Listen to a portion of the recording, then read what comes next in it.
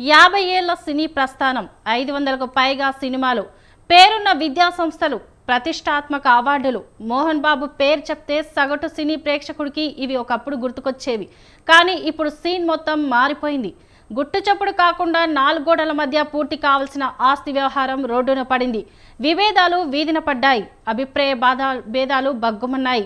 పరస్పరం భౌతికంగా దాడులు చేసుకునేంత వరకు వెళ్ళాయి.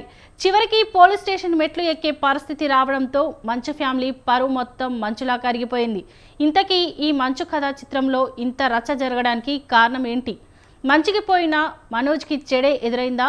విద్యార్థుల పక్షాన నిలవడం వల్లే సీన్స్ రివర్స్ అయిందా?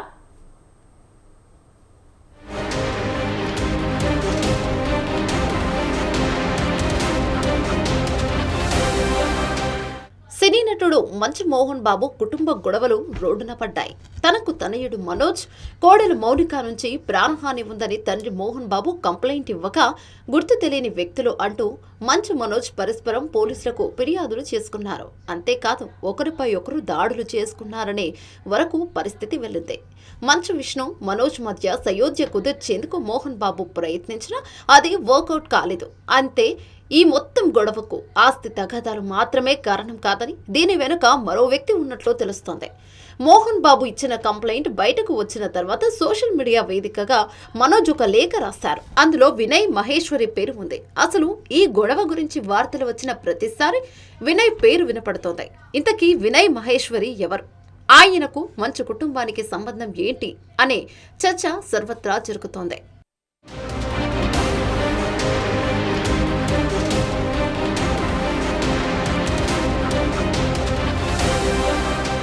వినయ్ మహేశ్వరి ప్రస్తుతం మోహన్ బాబు యూనివర్సిటీలో ఎగ్జిక్యూటివ్ డైరెక్టర్ హోదాలో ఉన్నారు. అంతకుముందు ఆయన Sakshi media group executive director, CEO పదవులు నిర్వహించారు.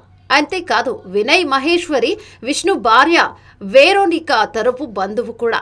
మంచు కుటుంబానికి చెందిన New York academy, Sri Vidyanikethan international school సంస్థకు సంబంధించిన వ్యవహారాలు కూడా వినయ్ చూస్తారు. అయితే ఇక్కడే అసలు వివాదం మొదలైంది.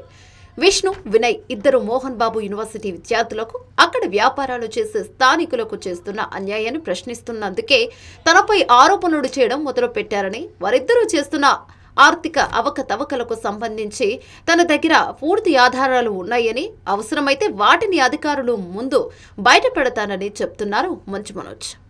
మీకు తెలిసేంత పేద ప్రజల్లో నాన్న అక్కడ ఎందుకు హైదరాబాద్లో ఆ రోజులోనే హైదరాబాద్లో పెట్టుండొచ్చు. ఆయన ఎందుకు తిరుపతిలో పెట్టాడని, ఎందుకు చంద్రగిరిలో పెట్టాడంటే ఆయన సొంతూరు, అక్కడున్న జనాలు అభివృద్ధి చెందాలి, రాయలసీమలో అభివృద్ధి చెందాలనేసి ఆ మైండ్ సెట్ పెట్టి ఎంతో కష్టపడి ఇంత దూరం తీసుకొచ్చారు.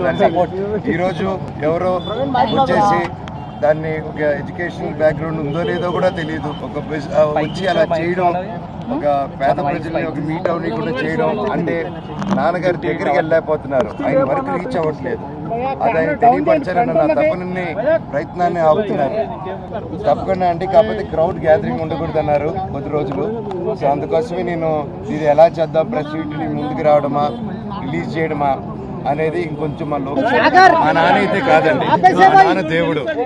కొంతకాలం క్రితం మోహన్ బాబు యూనివర్సిటీలో జరిగిన ఫీజుల అక్రమాలపై వినయ్ మహేశ్వరిని కలవడానికి ప్రయత్నించిన విద్యార్థి సంఘ నాయకులని కూడా కలవడానికి నిరాకరించారు. అప్పుడు స్వయంగా మంచు మనోజ్ తల్లిదండ్రుల ఆందోళనకు మద్దతు ఇస్తూ ట్విట్టర్లో పోస్ట్ చేశాడు. అప్పటి నుండి ఈ వివాదం మరింత ముదిరినట్టుగా తెలుస్తోంది. ఓవైపు తండ్రి మోహన్ బాబు వినయ్ మహేశ్వరికి బాధ్యతలో పెద్దపీట వేయడం మొదటి నుంచి మనోజ్ దాన్ని వ్యతిరేకిస్తూ రావడంతో వినయ్, మనోజ్ మధ్య వివాదం మరింత ముదిరినట్లుగా తెలుస్తోంది.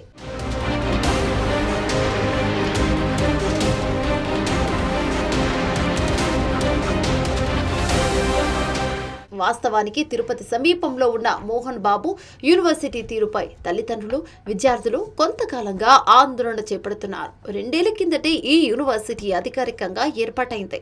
అంతకుముందు శ్రీ విద్యానికేతన్ పేరుతో స్కూల్స్, కాలేజీలు ఉన్నాయి. యూనివర్సిటీ హోదాకు అవసరమైన అనుమతులు రావడంతో ఎంబీయూ ప్రారంభించారు. అయితే అప్పటి నుంచి యూనివర్సిటీ అనే వివాదాలు వెంటాడుతున్నాయి. ప్రతి ఏడాది మోహన్ బాబు పుట్టినరోజున మోహన్ మంత్ర పేరుతో కాలేజీ వార్షికోత్సవం నిర్వహిస్తారు. దీనికి కూడా విద్యార్థుల నుంచి ముక్కుపిండి డబ్బులు వసూలు చేస్తారని విద్యార్థి సంఘాలు ఆరోపిస్తున్నాయి.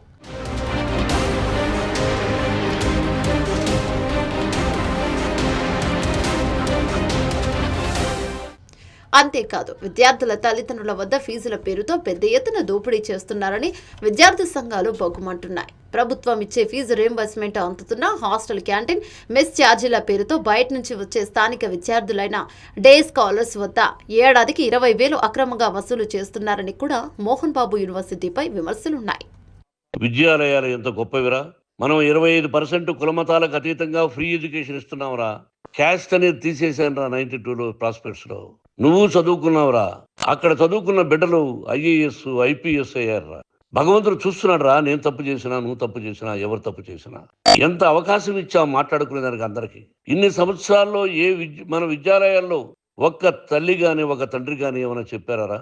నువ్వు నా పరువు ప్రఖ్యాతులు మంట కలిపావు. ఏమిటి నేను చేసిన అన్యాయం? నీకు జన్మనిచ్చాను, అదా నేను చేసిన పాపం. మరోవైపు యూనివర్సిటీ చుట్టుపక్కల ప్రాంతాల్లో మోహన్ బాబు అనుచరులు దందా నిర్వహిస్తున్నారనే విమర్శలు వినిపిస్తున్నాయి. రంగంపేటలో ప్రతి ప్రైవేటు హాస్టళ్ల వెనుక మోహన్ బాబు అనుచరులు బెదిరింపులకు పాల్పడుతున్నారనే ఆరోపణలు ఉన్నాయి. యూనివర్సిటీ హాస్టల్లో ఉన్న ఫీజులనే బయట ఉన్న ప్రైవేటు హాస్టల్లో ఉండాలంటూ హుకుం జారీ చేసి విద్యార్థులంతా యూనివర్సిటీ హాస్టల్లో చేర్చేలా దందా చేస్తున్నారని విద్యార్థి సంఘాలు ఆరోపిస్తున్నాయి. అయితే ఈ ఆందోళనపై స్పందించిన మనోజ్ యూనివర్సిటీ ఈడీ వినయ్ను వివరణ కోరగా అప్పటి నుంచి ఉన్న మనస్పర్ధలు చిలికి గాలివానలా మారి చివరకు మంచు ఫ్యామిలీని రోడ్డుల పడేలా చేశాయి.